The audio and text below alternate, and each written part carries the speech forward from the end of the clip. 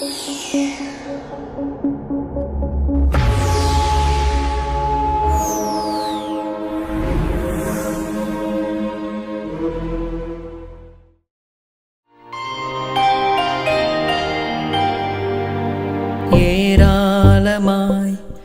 தாராளமாய் என்றும் என்றும் உன்னை ஆசீர்வதிப்பார். ஏராளமாய் தாராளமாய் என்றும் என்றும் உன்னை ஆசீர்வதிப்பார். என்றும் என்றும் உன்னை ஆசீர்வதிப்பார். என்றும் என்றும் உன்னை ஆசீர்வதிப்பார்.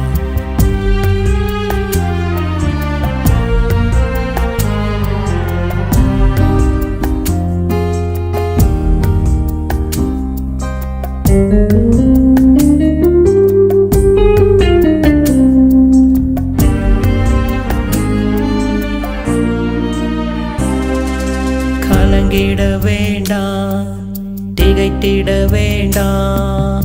கலங்கிட வேண்டாம், திகைத்திட வேண்டாம். போகும் இடமெல்லாம் உன் கூட வருகிறார். நீ போகும் இடமெல்லாம் உன் கூட வருகிறார். ஏராளமாய் தாராளமாய் என்றும் என்றும் உன்னை ஆசீர்வதிப்பார். என்றும் என்றும் உன்னை ஆசீர்வதிப்பார். என்றும் என்றும் உன்னை ஆசீர்வதிப்பார். வேதத்தை கையில் வைத்திருக்கிறவர்கள் என்னோடு கூட எடுத்துக்கொள்ளுங்கள். ஏசாயா தீர்க்கதரிசியின் புஸ்தகம் 27ஆம் அதிகாரம் 2ஆம் வசனம் மற்றும் 3ஆம் வசனம்.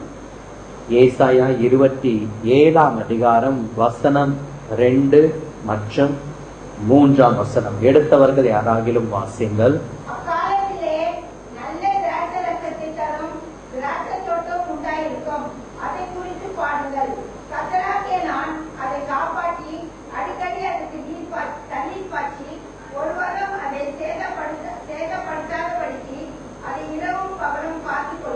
அக்காலத்திலே நல்ல திராட்சை ரசத்தை தரும் திராட்சை தோட்டம் உண்டாயிருக்கும்.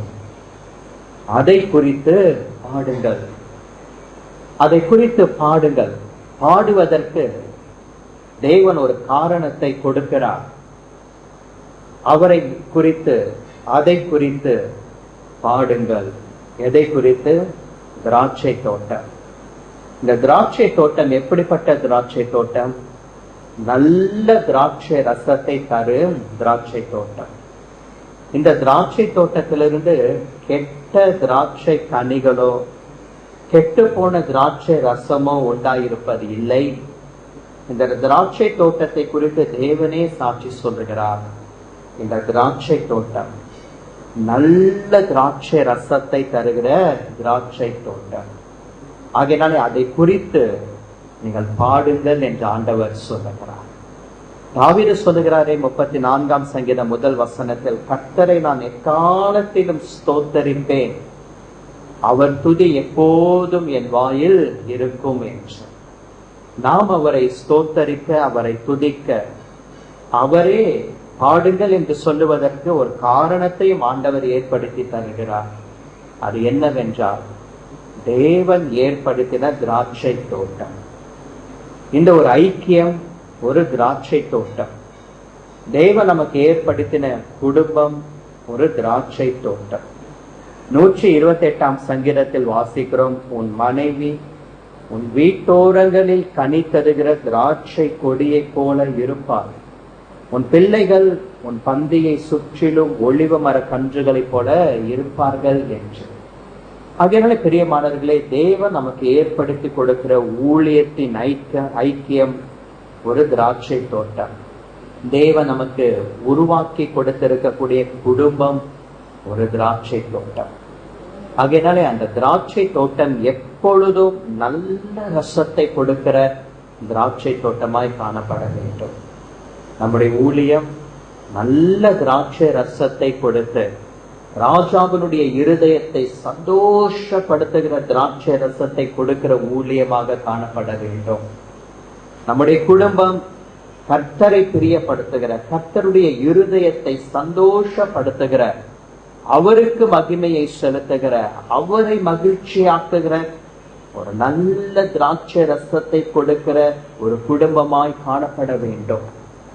ஆகையினாலே ஆண்டவர் சொல்லுகிறார், அதை குறித்து பாடுங்கள் என்று. இந்த உலகத்தில் இருக்கிற மற்ற ஜனங்கள் நம்முடைய ஊழியத்தையும் நம்முடைய குடும்பத்தையும் பார்க்கும் பொழுது அவர்களே சொல்ல வேண்டும், இவர்கள் நல்ல திராட்சை ரசத்தை கொடுக்கிற திராட்சை தோட்டம். இதெல்லாம் ஒரு சாட்சி. அதை குறித்து பாடுங்கள். அவர்கள் மகிமைப்படுத்தும்படிக்கு, அவர்கள் சாட்சி சொல்லும்படிக்கு தேவன் அனுகிரகம் செய்வார். இந்த திராட்சை தோட்டத்துக்கு, அதாவது நல்ல திராட்சை ரசத்தை தருகிற திராட்சை தோட்டத்துக்கு ஆண்டவர் கொடுக்கிற ஆசீர்வாதம் அந்த 3ஆம் வசனத்தில் எழுதப்பட்டிருக்கிறது. தேவன் என்ன சொல்லுகிறார்? கர்த்தராகிய நான் அதை காப்பாற்றுவேன். அந்த திராட்சை தோட்டத்தை காப்பாற்றுவது யார்? கர்த்தர். நம்முடைய ஊழியத்தை காப்பாற்றுவது கர்த்தர். நம்முடைய குடும்பத்தை காப்பாற்றுவது கர்த்தர். நம்மை நாமே காப்பாற்றிக் கொள்ள முடியுமா? முடியாது. நம்முடைய நண்பர்கள் நம்மை காப்பாற்ற முடியுமா? எல்லா நேரத்திலும் முடியாது. நம்முடைய உறவுகள் நம்மை காப்பாற்ற முடியுமா? எல்லா நேரத்திலும் முடியாது. சில சமயத்தில் அவர்களால் நம்மை காப்பாற்ற முடியும். ஆனால் எல்லா சமயத்திலும் அவர்களால் நம்மை காப்பாற்ற முடியாது. எல்லா நேரத்திலும் எல்லா சூழ்நிலையிலும் நம்மை காப்பாற்ற ஒரே ஒருவர் தான் இருக்கிறார், நம் ஆண்டவராகிய இயேசு கிறிஸ்து. நம்முடைய ஊழியம் என்றாலும் அவர் தான் அதை காப்பாற்றி நடத்துகிறார். நம்முடைய குடும்பம் என்றாலும் கர்த்தர் தான் காப்பாற்றுகிறார். இந்த பொல்லாத உலகத்தில் நம்முடைய பிள்ளைகளை காப்பாற்றுவது தேவனுடைய கரம் ஒன்று மாத்திரம்தான். யோசுவா இஸ்ரவேல் ஜனங்களை பார்த்து சொல்லுகிறார், நீங்கள் நடந்து வந்த எல்லா வழிகளிலும் உங்களை காப்பாற்றினவர் உங்கள் தேவனாகிய கர்த்தர் என்று. அதை மறந்து போகாதிருங்க. 40 வருஷம் வனாந்திரத்திலே நடந்து வந்தீர்களே, 40 வருஷத்திலும் கர்த்தர் அல்லவா உங்களை காப்பாற்றினார். பகலிலே மேக ஸ்தம்பத்தில் இருந்து ஆண்டவர் உங்களை காப்பாற்றினார். இரவிலே அக்னி ஸ்தம்பத்திலிருந்து ஆண்டவர் உங்களை காப்பாற்றினார். பலத்த ஜாதிகளும் கொடிய ராஜாக்களும் எதிரிட்டு வந்தார்கள். அவர்கள் கைகளுக்கெல்லாம் தேவன் உங்களை காப்பாற்றினார். 40 ஆண்டுகள் இந்த வனாந்திரத்திலே உங்களை காப்பாற்றினது தீர்க்கதரிசிகள் அல்ல. யோசுவா சொல்லுகிறார், நானும் கிடையாது, கர்த்தர் தான் காப்பாற்றினார். கர்த்தர் ஒருவரே காப்பாற்றி நடத்தி கொண்டு வந்தார். இந்த திராட்சை தோட்டத்துக்கு ஆண்டவர் சொல்லுகிறார், நான் அதை காப்பாற்றுவேன் என்று. நான் அதை காப்பாற்றுவேன். அதை காப்பாற்றுவது மாத்திரமல்ல, கர்த்தராகிய நான் அதை காப்பாற்றி அதற்கு அடுத்ததாக அடிக்கடி தண்ணீர் பாய்ச்சி, அடிக்கடி தண்ணீர் பாய்ச்சுகிறாரா? அடிக்கடி தண்ணீர் பாய்ச்சுவது என்பது என்ன? ஒரு கவனம், ஒரு அக்கறை. இந்த திராட்சை தோட்டத்துக்கு எப்பொழுதெல்லாம் தண்ணீர் தேவைப்படுகிறதோ அப்பொழுதெல்லாம் தண்ணீர் பாய்ச்சுகிறாராம். இது வறண்டு போவதற்கோ காய்ந்து போவதற்கு கெட்டு போவதற்கு தேவன் இடம் கொடுக்காமல் எப்பொழுதெல்லாம் இதற்கு தண்ணீர் தேவைப்படுகிறதோ அப்பொழுதெல்லாம் தண்ணீர் பாய்ச்சுகிறார். எப்பொழுதெல்லாம் இதற்கு உதவி செய்ய வேண்டுமோ அப்பொழுதெல்லாம் ஆண்டவர் உதவி செய்கிறார். எப்பொழுதெல்லாம் இதற்கு சகாயம் தேவைப்படுகிறதோ அப்பொழுதெல்லாம் கர்த்தர் சகாயம் செய்கிறார். எப்பொழுதெல்லாம் இதற்கு இரக்கம் தேவைப்படுகிறதோ அப்பொழுதெல்லாம் ஆண்டவர் இரக்கம் காண்பிக்கிறார். எப்பொழுதெல்லாம் இதற்கு கிருபை வேண்டுமோ அப்பொழுதெல்லாம் ஆண்டவர் கிருபை கொடுக்கிறார். யோபு பக்தன் சொல்லுகிறார், அவர் என்னை நிமிஷந்தோறும் சோதித்தருகிறார். வேத வல்லுநர்கள் அதற்கு ஒரு அர்த்தத்தை சொல்லுகிறார்கள். நிமிஷந்தோறும் ஆண்டவர் சோதிக்கிறார். சோதிக்கிறார் என்றால் என்ன? என்ன தேவை என்று பார்க்கிறார். சாம்பலிலே இருந்த ஒரு மனிதர், எல்லாவற்றையும் இழந்து போன ஒரு நபர், உள்ளங்கால்கள் தொடங்கி உச்சந்தலை வரைக்கும் கொடிய கொப்பளங்கள் வந்தது. மனைவி அவரை பார்த்து சொல்லுகிறார், நீர் இன்னும் உம்முடைய உத்தமத்தில் உறுதியாக இருப்பது என்ன? தேவனை தூஷித்து ஜீவனை விடும் என்று. 10 பிள்ளைகளையும் பறிகொடுத்த ஒரு துர்பாக்கிய நிலையை கண்டு புலம்பினார். பகல் வந்தால் எப்பொழுது இரவு வரும், இரவு வந்தால் எப்பொழுது பகல் வரும். இதுதான் அவருடைய புலம்பல். 3 சிநேகிதர்களும் பரியாசம் பண்ணினார்கள். இவைகளின் நடுவிலும் சாம்பலினை உட்கார்ந்து ஓட்டை எடுத்து சுரண்டி கொண்டிருந்த அந்த ஒரு சூழ்நிலையிலும் யோபு மரித்து போகவில்லை, மடிந்து போகவில்லை, உடைந்து போகவில்லை. அந்த நேரத்திலும் யோபுவை கர்த்தர் சோதித்து அறிந்து என்ன தேவையோ ஆண்டவர் கொடுத்து அவரை காப்பாற்றினார். நிமிஷந்தோறும் ஆண்டவர் நம்மை விசாரிக்கிறார். இந்த உலகத்தில் நிமிஷந்தோறும் நம்மை விசாரிக்கிறவர் ஒரே ஒருவர் நம் ஆண்டவராகிய இயேசு கிறிஸ்து. யாராகிலும் நம்மை நிமிஷந்தோறும் விசாரிப்பார்களா? நம்மை பார்க்கும் பொழுது விசாரிப்பார்கள். ஒரு ஃபங்க்ஷனுக்கு போறோம், ரொம்ப நாள் கழிச்சு சொந்தக்காரங்களை பார்க்கிறோம். இப்பெல்லாம் சொந்தக்காரங்களெல்லாம் ஃபங்க்ஷன்ல தான் பார்க்கிறோம்.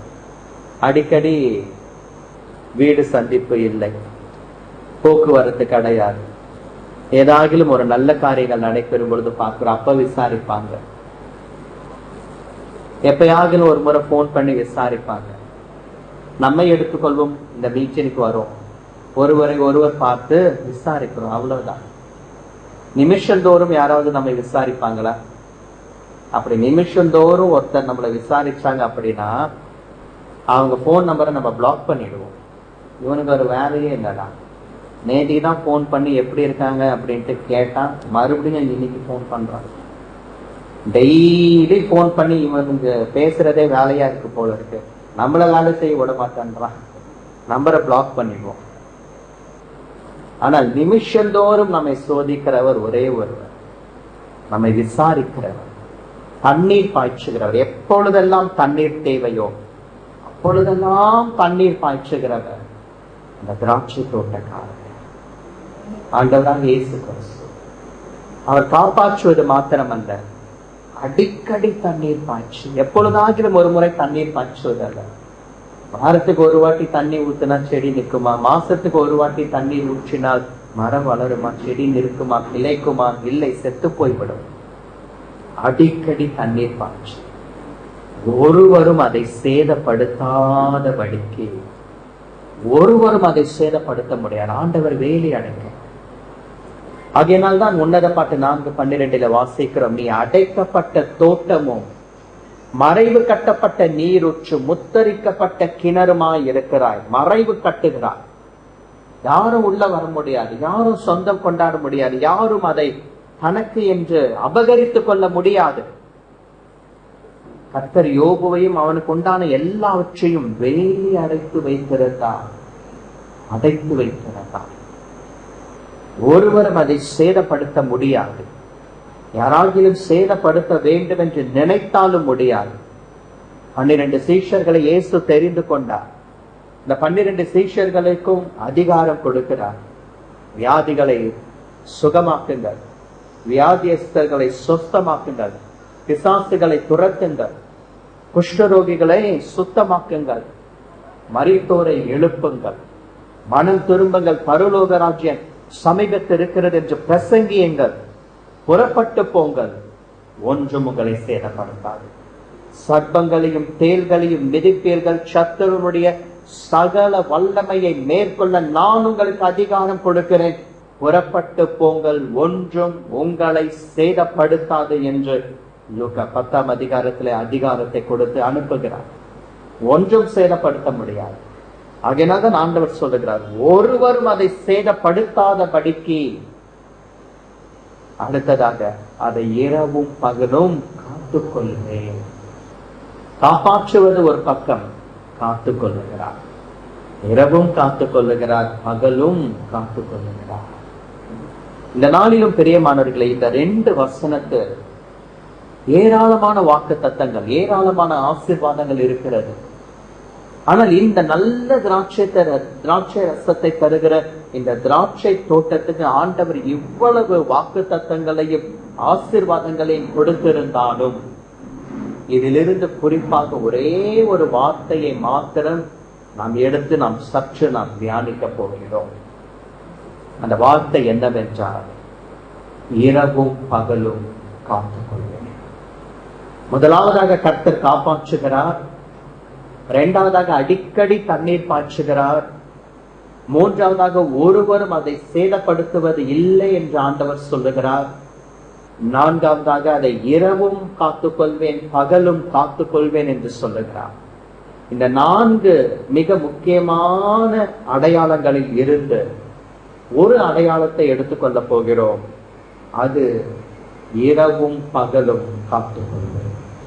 கர்த்தர் உங்களுடைய ஊழியத்தையும் உங்களுடைய குடும்பத்தையும் உங்கள் குடும்பத்தில் இருக்கிற எல்லாரையும், சிறியவர்கள் பெரியவர்கள் ஒருவர் விடாமல் எல்லாரையும் இரவும் பகலும் கர்த்தர் காத்துக்கொள்வார்.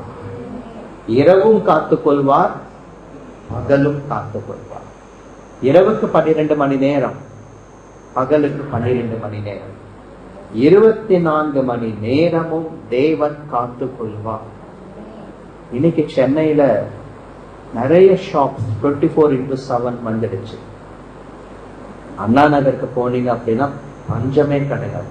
24 ஹவர்ஸும் சாப்பாடு கடை, 24 ஹவர்ஸும் திறந்திருக்கு. 24 ஹவர்ஸும் டீ கடை காஃபி கடை திறந்திருக்கு.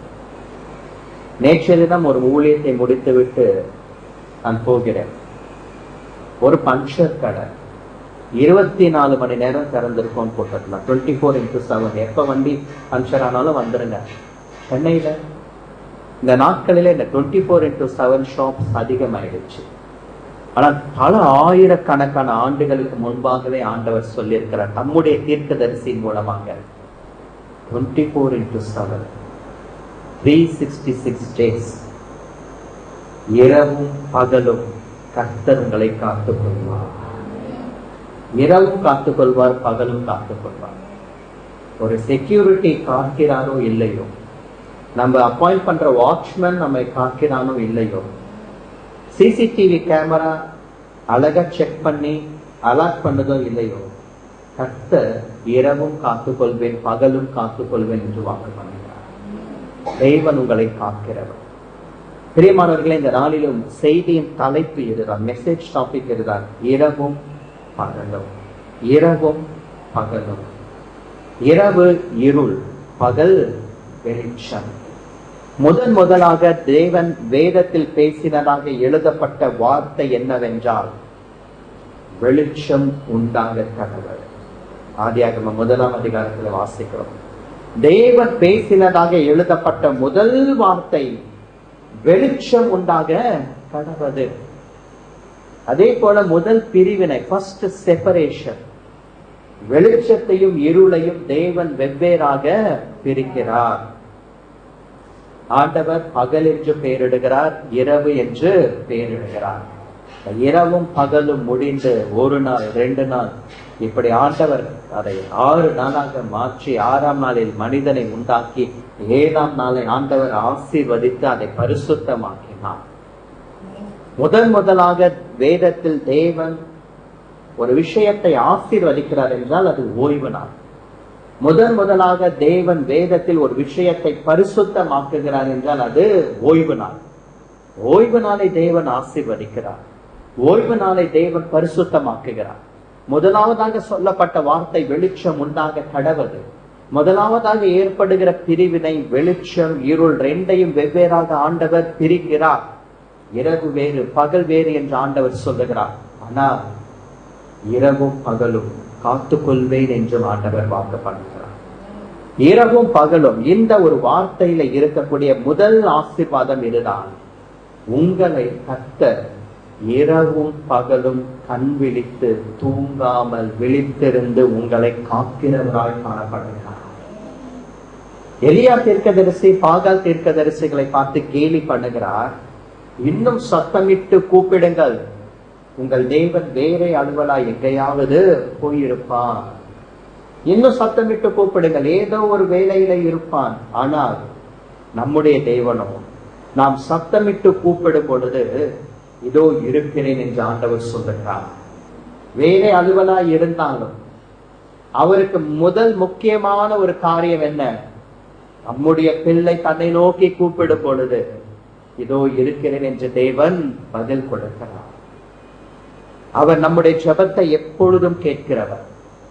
ஜெபத்தை கேட்பதற்கு ஆண்டவருக்கு எப்பொழுதும் நேரம் இருக்கிறது. பிரச்சனை என்னவென்றால் ஜெபிப்பதற்கு நமக்கு நேரம் இல்லாமல் போய்விடுகிறது. ரொம்ப வருஷங்களுக்கு முன்னாடி, கிட்டத்தட்ட ஒரு 15 வருஷம் இருக்குன்னு நினைக்கிறேன், ஒரு யூத் ரெட்ரீட் மீட்டிங்க்கு போயிருந்தேன். நிறைய ஊழியக்காரங்க ஒவ்வொருத்தருக்கும் ஒவ்வொரு டாபிக் கொடுத்தாங்க. எனக்கும் ஒரு டாபிக் கொடுத்தாங்க, ஃபண்டமெண்டல் டாக்டரின்ஸ். அதை பத்தி பேசணும் அப்படின்னு அதை பேசி முடிச்சேன். அந்த ஒரு முகாம் ஒரு 2 நாள் 3 நாள் நன்றாக நடந்தது. ஒரு ஊழியக்காரர் கடைசி நாள் பேசினாரு. பேசி முடிச்சதுக்கு அப்புறம் மேடையில் இருக்கிற எல்லாருக்கும் ஒரு விசிட்டிங் கார்டு கொடுத்தாரு. எனக்கும் அவங்களுக்கு கொடுத்தாரு. மீட்டிங் முடிஞ்சிச்சு, வீட்டுக்கு வந்துட்டேன். ஒரு 2-3 மாசம் போதும்.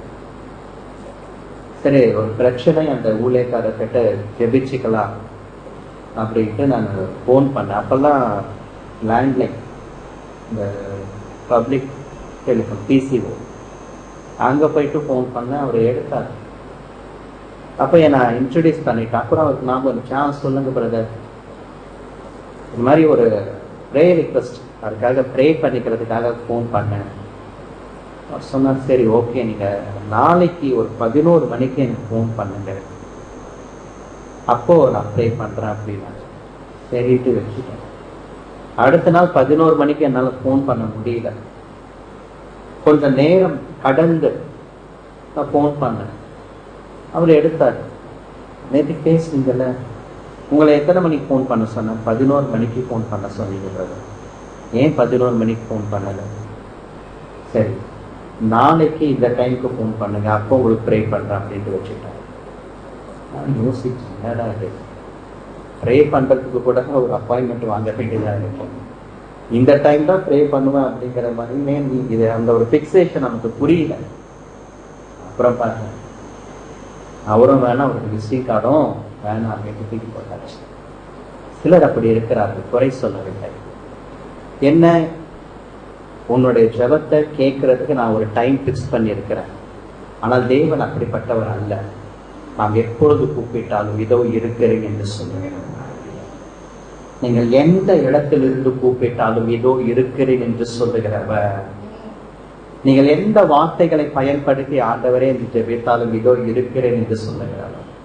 ரொம்ப அழகா தமிழ் வார்த்தைகளை இலக்கியத்தோடு பயன்படுத்தி கோர்வையா ஜெபிச்சாதான் ஆண்டவர் கேட்பார். அப்படி தூய தமிழ்ல பேசினாதான் ஆண்டவர் கேட்பார். இல்ல, ஒரு மழலையின் ஜெபத்தை, ஒரு மழலையின் வார்த்தைகளை போல இருக்கும் பொழுது கூட இதோ இருக்கிறேன் என்று ஆண்டவர் சொல்வார். எலியா தீர்க்கதரிசி அதுதான் சொல்லுகிறார், சத்தம் போட்டு கூப்பிடு. வேற அலுவலா எங்கேயாவது போயிருப்பான். ஆனால் நம்முடைய தேவனோ எந்த அலுவலா இருந்தாலும், மகனே மகளே இதோ இருக்கிறேன், உனக்கு என்ன தேவை என்று ஆண்டவர் கேட்பார். எலியா தீர்க்கதரிசி சொல்லுகிறார், இன்னும் சத்தமிட்டு கூப்பிடு, தூங்கிக் கொண்டிருப்பான்.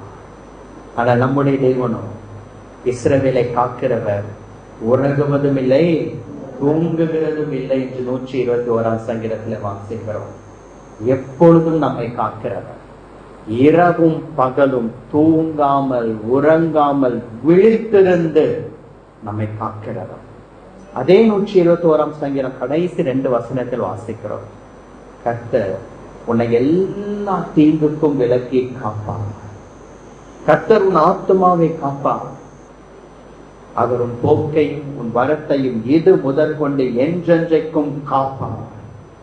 என்றென்றைக்கும்.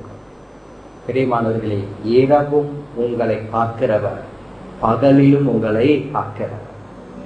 இஸ்ரவேல் ஜனங்கள் 40 ஆண்டுகள் அந்த வனாந்திரத்திலே வழி நடத்தப்பட்டார்கள். இந்த 40 ஆண்டுகளும் பகலிலே மேக ஸ்தம்பம், இரவிலே அக்கினி ஸ்தம்பம்.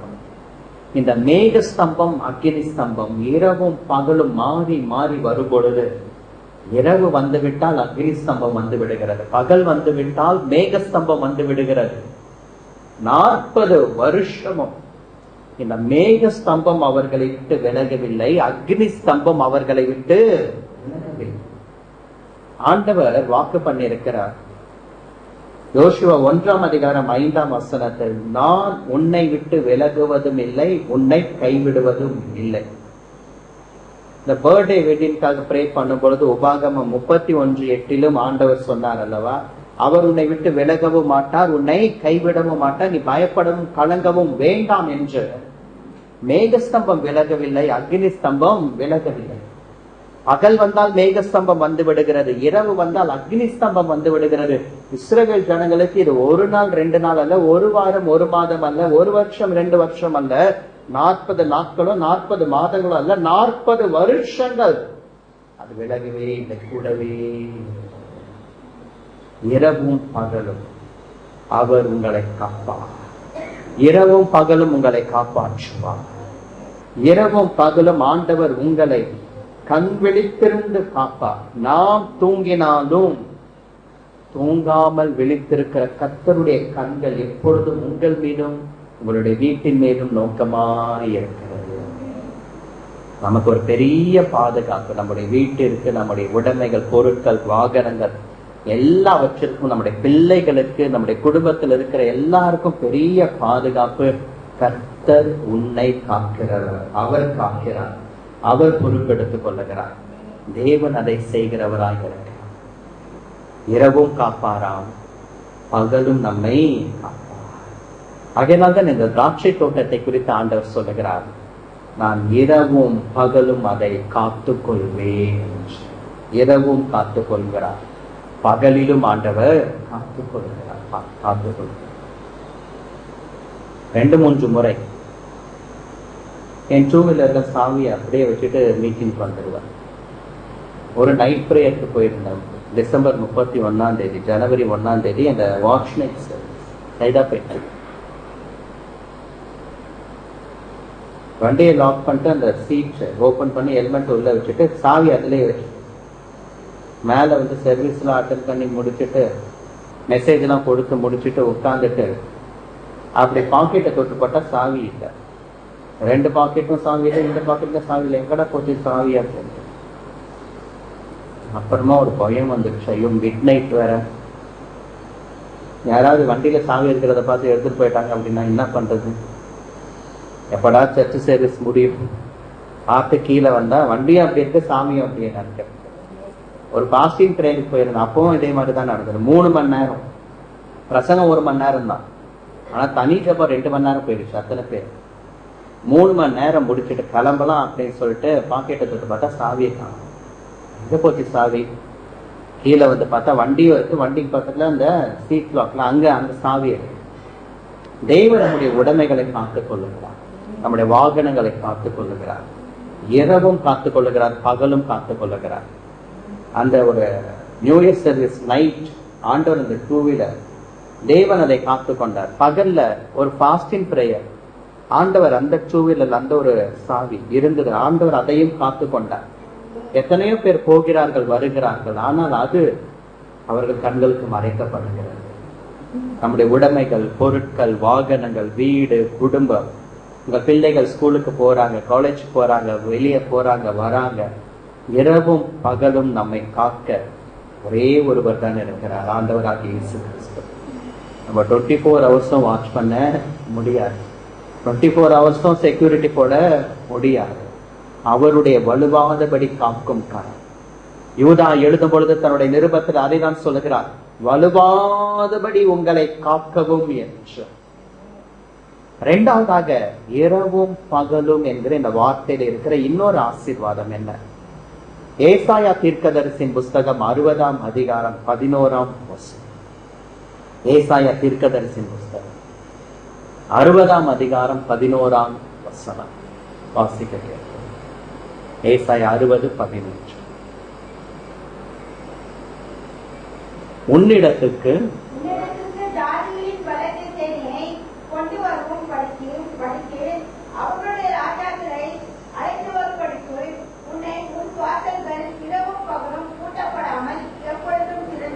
உன் வாசல்கள் இரவும் பகலும் பூட்டப்படாமல் எப்பொழுதும் திறந்திருக்குமா? தேவன் ஒரு வாசலை திறக்கிறார், அந்த வாசல் இரவும் திறந்திருக்கும், பகலும் திறந்திருக்கும், எப்பொழுதும் திறந்திருக்கும். எதற்காக, ஏன் ஆண்டவர் இந்த வாசலை திறக்கிறார் என்றால், அந்த வசனத்திலே ஆண்டவர் ரீசனை சொல்லிட்டார். உன்னிடத்திற்கு ஜாதிகளின் பலத்த சேனையை கொண்டு வரும்படிக்கும் அவர்களுடைய ராஜாக்களை அழைத்து வரும்படிக்கும் உன் வாசல்கள் இரவும் பகலும் பூட்டப்படாமல் எப்பொழுதும் திறந்திருக்கும். இந்த ஒரு வசனத்துல நிறைய காரியங்களை ஆண்டவர் வைத்திருக்கிறார். ஒவ்வொன்றாக சொல்ல வேண்டும் என்றால் இது உன் வாசல். நீ மற்றவர்களுடைய வாசலிலே போய் நிற்க மாட்டார். மற்றவர்களுக்கு முன்பாக நீ கையேந்தி கொண்டு நிற்க மாட்டார். மற்றவர்களுக்கு முன்பாக நீ கை கட்டி கொண்டு ஒரு அடிமையாக நிற்க மாட்டார். உனக்கென்று கர்த்தர் ஒரு ஆசீர்வாதத்தை வைத்திருக்கிறார். உனக்கென்று ஒரு எல்லையை கர்த்தர் வைத்திருக்கிறார். உனக்கென்று கர்த்தர் ஒரு சுதந்திரத்தை வைத்திருக்கிறார். உனக்கென்று தேவன் ஒரு வாசலை வைத்திருக்கிறார். உன் அந்நியருடைய வாசல்கள் அல்ல. ஆண்டவர் சொல்லுகிறார் இது உன் வாசல்கள் என்று. உனக்கு சொந்தமான வாசல்கள். ஆண்டவர் உன்னை அந்த இடத்துல வைத்திருக்கிற உனக்கு உரிய அந்த வாசல்கள். இது ஒரு பெரிய ஆசீர்வாதம். உன் வாசல்கள் பூட்டப்படாமல் எப்பொழுதும் திறந்திருக்குமா? பூட்டப்படாமல் எப்பொழுதும் திறந்திருக்கும்.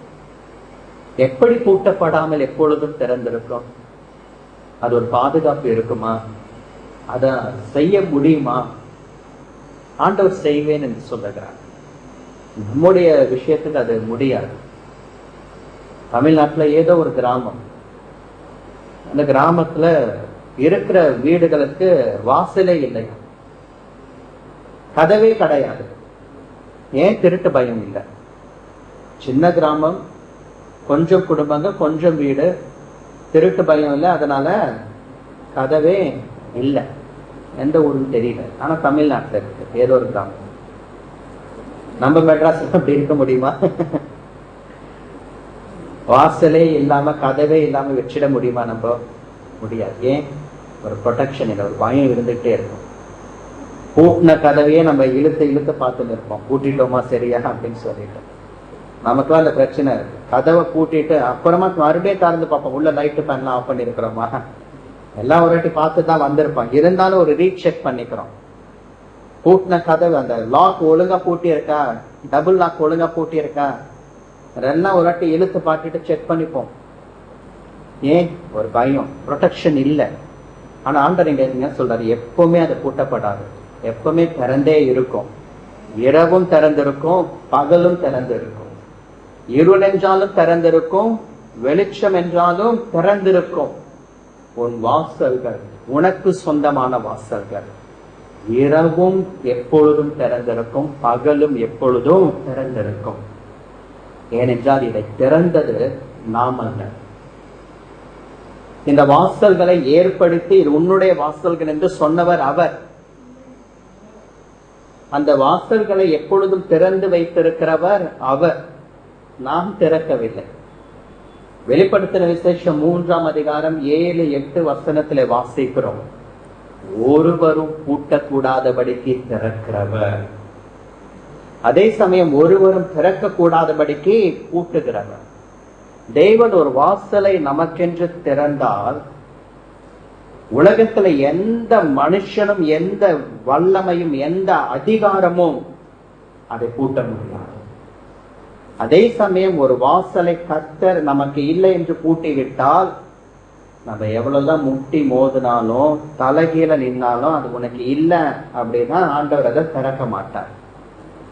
சில சமயம் நம்ம ரொம்ப பிடிவாதம் பிடிச்சு ஆண்டவருடைய சித்தத்தை மீறி நம்முடைய இருதயத்தை கடினப்படுத்தி கொண்டு அதெல்லாம் கேட்க முடியாது. ஆண்டவரே, எனக்கு இந்த வாசல் திறந்துதான் ஆகணும், எனக்கு இதுதான் வேணும், நான் இந்த பொண்ணை தான் கல்யாணம் பண்ணிப்பேன், இந்த பையனை தான் கல்யாணம் பண்ணிப்பேன், அது யாரு எப்படி இருந்தாலும் பரவாயில்ல, பிடிவாதம் பிடிச்சு போயிடுறோம். பாத்தீங்களா? அப்ப பிரச்சனை இருக்கு. அப்ப ஆண்டவருக்கு கற்றுப்போம்.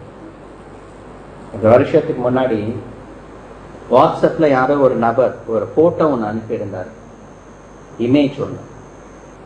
அந்த இமேஜ் என்ன அப்படின்னா, ஒரு கதவு பூட்டப்பட்டிருக்கு. அந்த பூட்டப்பட்ட கதவுக்கு அடுத்த பக்கத்துல ஒரு மனிதன் அதை திறக்க ரொம்ப முயற்சி செய்யறான். ஆனா அந்த கதவை அவனால திறக்க முடியல. அந்த கதவுக்கு அடுத்த பக்கத்துல கெர்ஜிக்கிற சிங்கம் ஒன்று இருக்கிறது. மேல ஒரு லெட்டர்ஸ் இருக்கு. சில கதவுகள் உனக்காக திறக்கப்படாமல் இருப்பது உன்னுடைய நன்மைக்காக அப்படின்னு சொல்லிட்டு இவனுக்கு தெரியாதுங்க. அந்த கதவுக்கு அடுத்த பக்கத்துல கெர்ஜிக்கிற சிங்கம் ஒண்ணு இருக்கு. கதவு திறந்தா யாருக்கு பாதிப்பு? கதவுக்கு பாதிப்பு இல்லை, இவனுக்கு தான் பாதிப்பு. இது இவனுக்கு தெரியாது, ஆண்டவருக்கு தெரியும். பாதிப்பு என்ன அப்படின்ட்டு இப்ப தெரியாது, ஆண்டவருக்கு தெரியும். அதனால்தான் ஆண்டவர் சில கதவுகளை திறக்காமலே வச்சிருக்கிறார். சில கதவுகளை கர்த்தர் உங்களுக்காக திறக்கவில்லை என்றால், ஆண்டவரே உமக்கு ஸ்தோத்திரம் என்று சொல்ல கற்றுக்கொள்வோமாக. சில ஆசீர்வாதங்களை ஆண்டவர் உங்களுக்கு தராம வச்சிருக்கிறார் அப்படின்னா, ஆண்டவரே உமக்கு ஸ்தோத்திரம் என்று நாம் சொல்ல கற்றுக்கொள்வோமாக. சில ஜெபங்களுக்கு ஆண்டவர் நமக்கு பதில் கொடுக்கல, ரொம்ப அமைதியா இருக்கிறார் அப்படின்னா, ஆண்டவரே உமக்கு நன்றி என்று சொல்ல நாம் கற்றுக்கொள்வோமாக. சில கதவுகள் நமக்காக திறக்காமல் இருப்பதிலும் கர்த்தர் ஒரு நன்மையை வைத்திருக்கிறார். ஒருவரும் திறக்க கூடாதபடிக்கு பூட்டுகிறார். நோவாவையும் அவனுடைய குடும்பத்தையும் கர்த்தர் பேலைக்குள்ளாக வைத்து கதவை அடைத்தார். கீ யார்கிட்ட இருக்கு? ஆண்டவர்கிட்ட இருக்கு. சாவி எடுத்துன்னு போயிட்டாரு. நோவாவால கதவை திறக்க முடியாது, ஜன்னலை தான் திறக்க முடியும். ஜன்னலை திறந்து காகத்தை வெளியே அனுப்புகிறார், ஜன்னலை திறந்து புறாவை வெளியே அனுப்புகிறார். கதவை திறக்க முடியாது. ஒருவேளை உள்ள இருக்கக்கூடிய நோவாவுக்கு ஒரு சின்ன ஒரு டெம்டேஷன் வந்து, கதவை கொஞ்சம் திறந்துதான் பார்ப்போமே, ஏன் பேலை நான் தனியாளா இருந்து ஊர் மக்கள் யாரும் உதவி செய்யாம எல்லாரும் ஏச்சு பேச்சு பேசி அவைகளின் நடுவில் நான் கஷ்டப்பட்டு கட்டின என்னுடைய பேலை எனக்கு உரிமை இருக்கு, நான் வைத்த கதவு எனக்கு உரிமை இருக்கு, திறக்க எனக்கு ரைட்ஸ் இருக்கு. ஆனா அவர் பூட்டிட்டு போயிட்டாரு, சாவி இல்லை. ஒருவேளை டெம்ப்ட் ஆயிட்டு இது எனக்கு, நான் திறப்பேன், என்னால முடியும் அப்படின்ட்டு திறந்திருந்தா வெளியே இருக்கக்கூடிய எல்லா மழை வெள்ளமும் உள்ள வந்துடும். இதெல்லாம் நடக்கும். இந்த ஒரு சின்ன டெம்டேஷன் தான் ஒரு சாதாரண ஒரு மனிதனுக்கு வரும் என்று தேவன் அறிந்திருக்கிறார். ஆகையினால்தான் சாவி அவர் எடுத்துட்டு போயிட்டார், பூட்டிட்டு அவர் எடுத்துட்டு போயிட்டார். நோவாவால கதவை திறக்க முடியல. சில கதவுகளை நம்மால் திறக்க முடியாமல் இருப்பது நம்முடைய நன்மைக்கு. ஜன்னலை மட்டும் தர, அதுக்கு மட்டும் இருக்குன்னா ரைட்ஸ் கொடுக்குறேன் அப்படின்ட்டு அந்த விட்டுட்டு போயிட்டார், போ அப்படின்னு சொல்லிட்டு. ஒருவரும் பூட்டக்கூடாதபடிக்கு திறக்கிறவரும் ஒருவரும் திறக்கக்கூடாதபடிக்கு பூட்டுகிறவருமா இருக்கிறவர் சொல்லுகிறதாவது, உனக்கு கொஞ்சம் பலன் வேண்டும். நீ என் நாமத்தை மறுதலையாமல் என் வசனத்தை கை கொண்டபடியினாலே இதோ திறந்த வாசலை உனக்கு முன்பாக வைத்திருக்கிறேன், அதை ஒருவனும் மூட மாட்டான். இனிமேல் தான் ஆண்டவர் வாசலை திறப்பேன் என்று சொல்லவில்லை, ஏற்கனவே கர்த்தர் வாசலை திறந்து விட்டார். இனிமேல் தான் உங்களுக்கு உண்டானவைகளை எல்லாம் ஒவ்வொன்றாக பார்த்து நான் ஆயத்தம் பண்ண போகிறேன் என்று ஆண்டவர் சொல்லவில்லை. ஏற்கனவே நாம் உருவாக்கப்படுவதற்கு முன்பாக, நாம் இந்த பூமியிலே பிறப்பதற்கு முன்பாக நமக்கு என்னவெல்லாம் தேவையோ எல்லாவற்றும் கர்த்தர் ஏற்கனவே அவர் ஆயத்தம் பண்ணி வைத்து விட்டார். ஆதாமையும் ஏவாளையும் உருவாக்கின பிற்பாடாக ஆண்டவர் யோசிக்க, ஐயோ இவங்களுக்கு பசிக்குமே, என்ன வேணும், இவங்களுக்கு ஒரு ஆக்சிஜன் வேணும், இவங்களுக்கு ஒரு கார்பன் டை ஆக்சைடு வேணும், இந்த தோட்டத்துல இவங்களுக்கு இதெல்லாம் தேவை, இவங்க வாழ்றதுக்கு இதெல்லாம் தேவை. யோசித்து அதற்கு அடுத்ததாக இல்லை, அதற்கு முன்பாகவே கர்த்தர் எல்லாவற்றையும் ஆயத்தம் பண்ணினார். இனிமேல் தான் வாசலை திறப்பேன் என்று சொல்லவில்லை, ஏற்கனவே ஆண்டவர் வாசலை திறந்து விட்டார். இந்த வருஷத்துல இந்த மார்ச் மாதம் 1 தேதி நாம் வந்திருக்கிறோம். இந்த சீலோவா மினிஸ்ட்ரிஸ் ஃபாஸ்டிங் பிரேயருக்கு ஏற்கனவே கர்த்தர் உங்களுக்கு வாசல்களை திறந்து விட்டார். அதை ஒருவனும் பூட்ட மாட்டான், பயப்பட வேண்டாம்.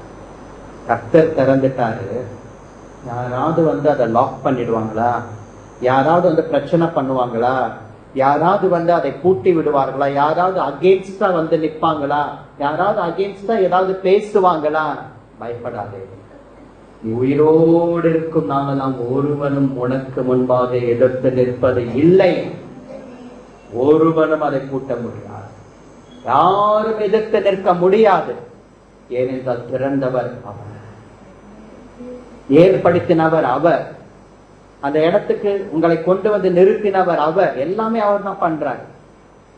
அந்த இடத்துல ஒரு வாசலை ஏற்படுத்தினதும் அவர்தான், அதை திறந்து வைத்ததும் அவர்தான், அந்த திறந்த வாசலுக்கு முன்பாக உன்னை கொண்டு வந்து நிறுத்துகிறவரும் அவர்தான். அப்படி இருக்கும் பொழுது யார் எதிர்த்து நிற்க முடியும்? யார் அதை கூட்ட முடியும்?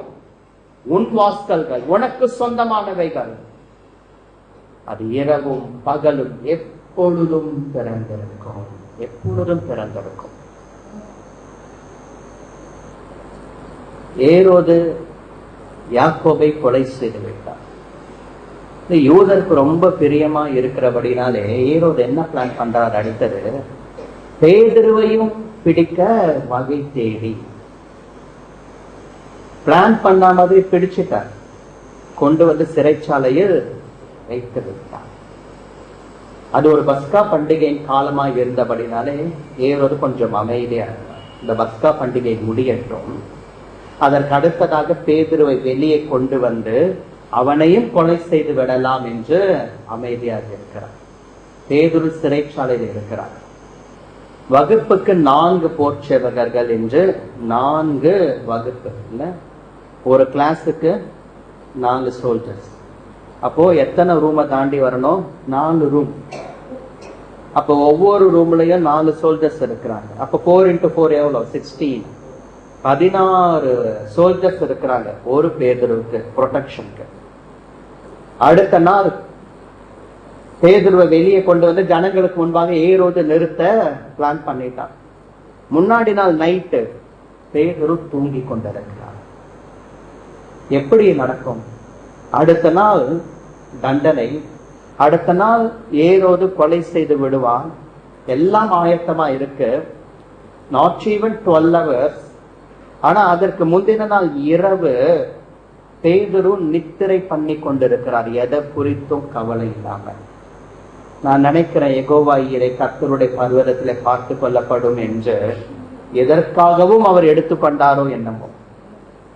நான் இன்னும் ஒரு விஷயத்தை சொல்ல விரும்புகிறேன். சபையார் அவருக்காக ஊக்கமாய் ஜெபித்துக் கொண்டிருந்தார்கள். பேதுருக்கு தெரியும், எனக்காக ஜெபிக்கிற ஒரு சபை இருக்கும் பொழுது நான் நிம்மதியாக தூங்குவேன், எதை குறித்தும் கவலைப்பட மாட்டேன். எனக்காக ஜெபிக்கிறவர்கள் இருக்கிற வரை எந்த ஏரோதும் என்னை தொடவே முடியாது. அதனாலே நமக்காக மற்றவர்கள் ஜெபிப்பது நமக்கு பெரிய ஆசீர்வாதம். நமக்காக ஜெபிக்கிறவர்களை நாம் சம்பாதிக்க வேண்டும்.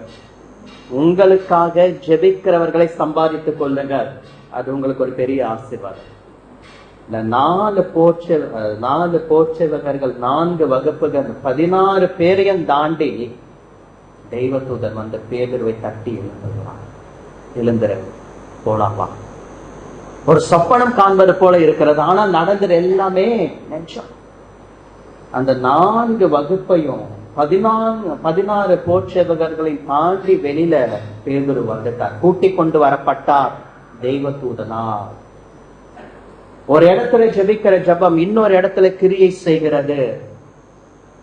இதுதான் ஒரு பெரிய தேவனுடைய அனந்த ஞானம். நம்ம இங்க ஜெபிக்கிறோம் அப்படின்னா, நங்கநல்லூர்ல ஜெபிக்கிறோம் அப்படின்னா, நங்கநல்லூர்ல மாத்திரம் ஆண்டவர் கிரியை செய்ய மாட்டாரு, நார்த் அமெரிக்காவிலையும் ஆண்டவர் கிரியை செய்யறாராம். எவ்வளவு பெரிய தேவன். சபையார் வீட்டுல ஜெபிக்கிறாங்க, வீட்டுல ஆண்டவர் அற்புதம் செய்கிறாரா? அதையும் கடந்து சிறைச்சாலையில் இருக்கிறவனிடத்துல ஆண்டவர் தேவதூதனை அனுப்பி வெளியே கொண்டு வருகிறார். வேதம் சொல்லுகிறது, பேதுரு வெளியே வந்தது இந்த 4 வகுப்புகளை தாண்டி, ஒவ்வொரு வகுப்புக்கும் 4 போர்ச்சேவகர்கள் 16 பேரை தாண்டி அவன் வெளியே வந்தது அந்த 16 பேருக்கும் தெரியல. அவர் வருகிறார், கதவு தானாக திறக்கப்படுகிறார். தேவதூதன் வெளியே கொண்டு வந்து விட்டுட்டான். அதுக்கப்புறமா தான் பேதுருக்கு தெரியுது, இது சொப்பனம் அல்ல, இது நிஜம். அவர் வருகிறார், கதவு தானாக திறக்கப்படுகிறது. இன்னைக்கு நிறைய இடத்துல சென்சார் டோர்ஸ் இருக்கு இல்ல. நம்ம ஷாப்பிங் மால் போனோம் அப்படின்னா சென்சார் டோர்ஸ் கிட்ட போனா ஆட்டோமேட்டிக்கா கதவு தானா திறக்குது. ஸ்டார் ஹோட்டல்ஸ் போனோம் அப்படின்னா சாப்பிட்டுட்டு ஹேண்ட் வாஷ் பண்ண போகும் பொழுது டேப்பை திறக்கணும்னு கூட அவசியம் கிடையாது, கைய வச்சா தண்ணி தானா.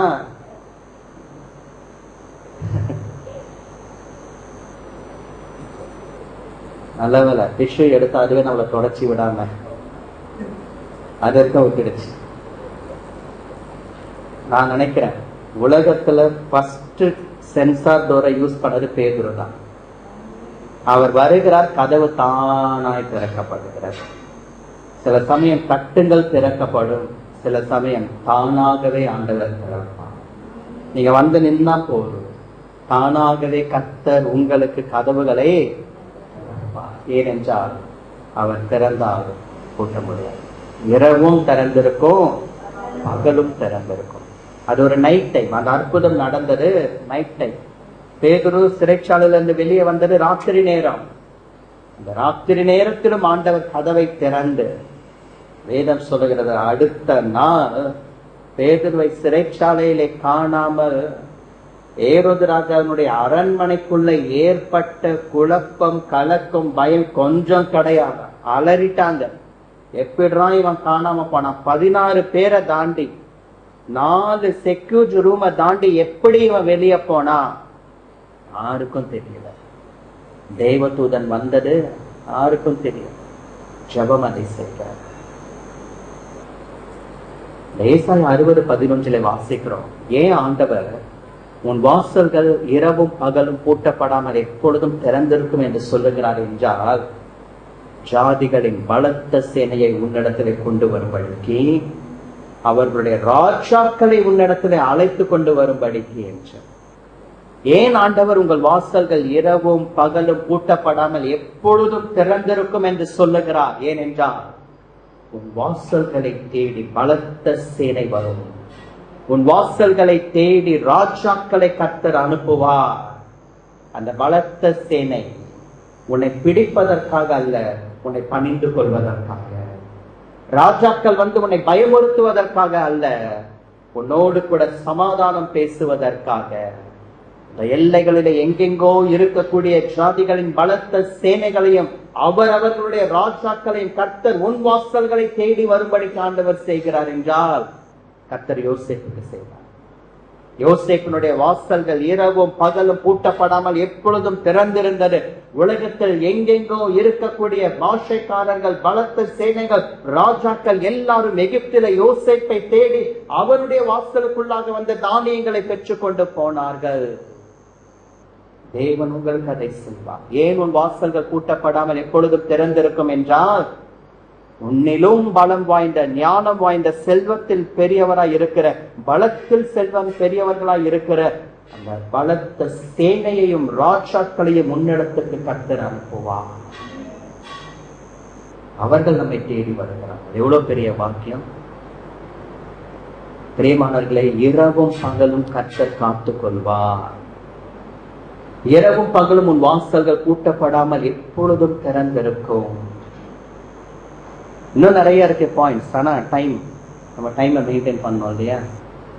நைட்டு கிடைச்சிச்சு அப்படின்ட்டு நம்ம இஷ்டத்துக்கு பேசவும் கூடாது. அப்படி பேசிட்டோம்னா அடுத்த வாட்டி கூப்பிட மாட்டாங்க நம்மள. நம்ம டைமை மெயின்டைன் பண்ணோம்னா நம்பி கூப்பிடுவாங்க. இவர்கிட்ட லேட்டா கொடுத்தாலும் கரெக்டா முடிச்சுடுவார் அப்படின்ட்டு நம்பி உங்களை கூப்பிடுவாங்க.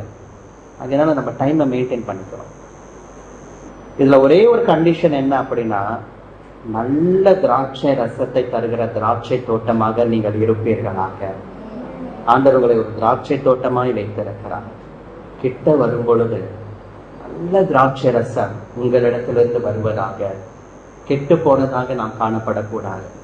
நமக்குள்ளாக அழுகி போனவைகள், கெட்டு போனவைகள், நாற்றம் எடுத்தவைகள் நமக்குள்ளாக இருக்கக்கூடாது. ராஜாவை பிரியப்படுத்துகிற நல்ல திராட்சை ரசத்தை நாம் அவருக்கு தருகிற ஒரு திராட்சை தோட்டமா இருக்கும் பொழுது கர்த்தர் இந்த 2 ஆசீர்வாதங்களை நமக்கு தர வல்லமை உள்ளவராய் காணப்படுகிறார்.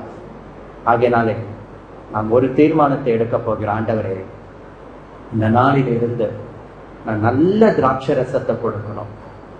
என்னிடத்திலிருந்து வெளிப்படுகிறவைகள் நல்ல திராட்சை ரசமா இருக்கணும். ஆண்டவரே, நான் கெட்டு போன ஒரு தோட்டமா இருக்கக்கூடாது, நல்ல திராட்சை தோட்டமா இருக்கணும். நான் அழுகி போன பழங்களை கொடுக்க கூடாது, நல்ல ருசியுள்ள மதுரமுள்ள பழங்களை கொடுக்க வேண்டும். நல்ல கனிகளை நான் கொடுக்கணும். கெட்டு போனவைகள் என்னுடைய மரத்துல இருக்கக்கூடாது. நல்ல திராட்சை ரசத்தை நான் கொடுக்கணும்.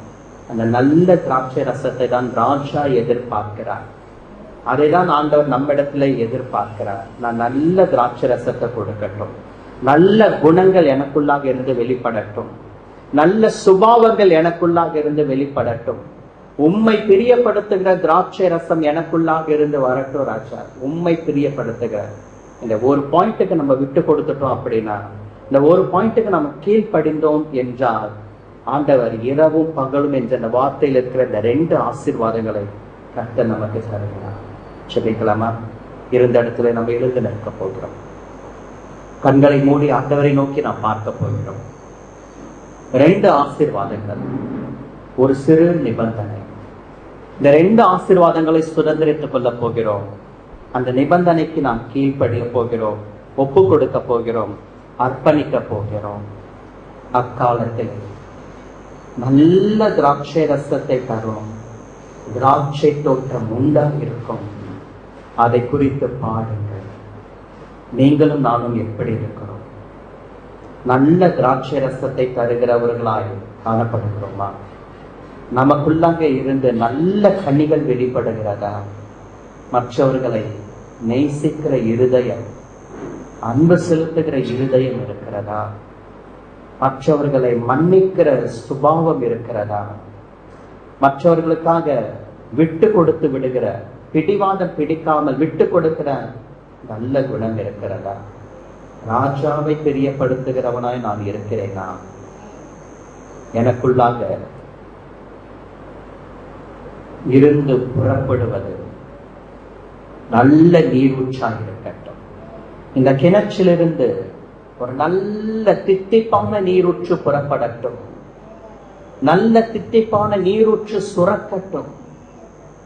என் வாயிலிருந்து நல்ல வார்த்தைகள் வருவதாக, என் இருதயத்தில் இருந்து நல்ல எண்ணங்கள் வருவதாக, நல்ல திராட்சை ரசத்தை தருகிற ஒரு திராட்சை தோட்டமாய் நான் காணப்படட்டும். நல்ல குணங்கள் இருக்கட்டும், நல்ல சிந்தனைகள் இருக்கட்டும், நல்லவைகள் நமக்குள்ளாக இருப்பதாக. அப்படி இருக்கும் பொழுது தேவன் 2 ஆசீர்வாதங்களை அவருடைய 2 கரத்தினால் உங்களுக்கு அருளுகிறார். 1, இரவும் பகலும் அதை காத்துக்கொள்ளும்.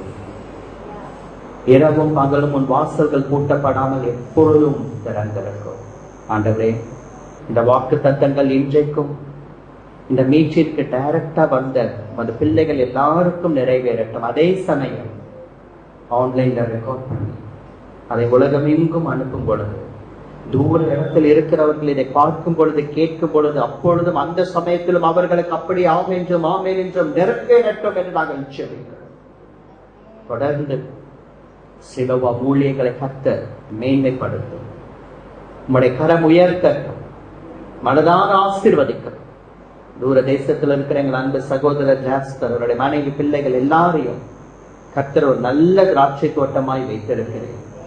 இந்த திராட்சை தோட்டத்திலிருந்து புறப்படுகிற திராட்சை ரசம் அந்த எல்லைகளில் இருக்கிற பலத்த சேனைகளுக்கும் புறஜாதிகளுக்கும் ராஜாக்களுக்கும் சேரட்டும். கர்த்தர் செய்வீராக. இந்த இடத்தில் இருந்து இந்த ஊழியத்தை பொறுப்பெடுத்து நடத்துகிற அன்பு ஆண்டி, பிள்ளைகள், சகோதரி, அவருடைய பிள்ளைகள் எல்லார் மேலும் கிருபை கிருபை கிருபை கிருபை இருக்கட்டும். இந்த ஊழியத்திற்காக இன்னும் அதிகமான ஜனங்களை கர்த்தர் தருவீராக. இந்த வாசல்களை தேடி பலத்த சேனைகள் வரட்டும். இந்த பாஸ்டிங் பிரேயருக்கு பலத்த ராஜாக்கள் வருவார்களாக, ஜனங்கள் வருவார்களாக. கர்த்தர் கூட்டிக் கொண்டு வருவீராக. சிலோவா மினிஸ்ட்ரிஸை தேடி பலத்த சேனைகளும் ராஜாக்களும் இந்த வாசல்களுக்குள்ளாக வரட்டும். இன்றைக்கு வந்திருக்கிற ஒரு பிள்ளைகளுக்கு ஒரு வசனம் சுகத்தை கொடுப்பதாக, ஆரோக்கியத்தை கொடுக்கட்டும். சரீரத்தில் காணப்படுகிற பலவீனங்கள் நீங்குவதாக. உச்ச தலை முதல் உள்ளங்கால்கள் வரை ஆண்டவரை எந்த பலவீனத்தோடு வந்திருந்தாலும், எந்த கொடிய ரோகத்தோடு வந்திருந்தாலும் இயேசுவின் நாமத்தினால் எப்பொழுது சுகமடைவார்களாக. கொள்ளாத பலவீனங்கள் நீங்கட்டும். ராட்சர் பலப்படுத்துகிற கிறிஸ்துவானவர் பிள்ளைகளை ஒவ்வொரு நாளும் பலப்படுத்தும் போதுமான கிருபைகளை தந்து ஆசீர்வதிக்கும். மார்ச் மாதம் 1 தேதி சமூகத்துல ஓடி வந்திருக்கிறோம். மாதத்துல 31 நாட்களும் போக்கையும் வரத்தையும் ஆசீர்வதித்து எல்லா பண தேவைகள், பொருள் தேவைகளை சந்தித்து ஆண்டவரே இந்த மாதம் முழுவதும் கர்த்தர் நல்லவராயிருந்து நடத்துவீராக. எங்களை தாழ்த்துகிறோம். நீர் பெருகவும் நாங்கள் சிறுகவும் வேண்டும். அப்பிரயோஜனமான ஊழியக்காரன் மகிமை உமக்கு. இயேசுவின் நாமத்தில் பிதாவே. ஆமென்.